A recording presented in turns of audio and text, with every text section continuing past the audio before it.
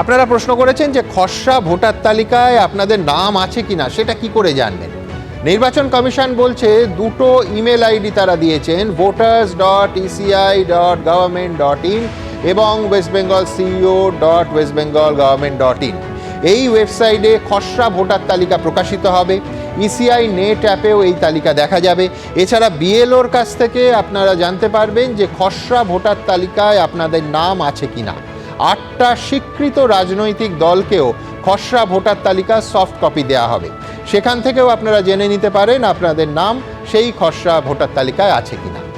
এরপর সবথেকে বেশি আসা কমন প্রশ্ন ছিল, খসড়া ভোটার তালিকায় আপনার নাম যদি না থাকে, তালিকায় নাম খুঁজে পেলেন না, তাহলে কি করবেন। নির্বাচন কমিশন বলছে ফর্ম 6-এর অ্যানেক্সচার 4, এটা বাংলায় লেখা 894 ফর্ম 6-এর অ্যানেক্সচার 4 ফিল আপ করে জমা দিতে হবে। পরের প্রশ্ন আপনাদের সব থেকে বেশি এসেছে যে 17ই ডিসেম্বর থেকে শুনানি শুরু হচ্ছে, ভালো কথা, কিন্তু কাদের সেই শুনানিতে ডাকা হবে।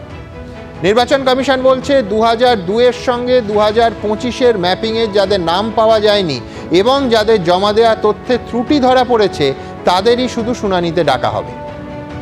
পরের প্রশ্ন ছিল যে শুনানিতে কিভাবে ডাকা হবে, ফোন করে, SMS-এ নোটিফিকেশন পাঠিয়ে নাকি স্পিড পোস্টে নোটিশ পাঠিয়ে।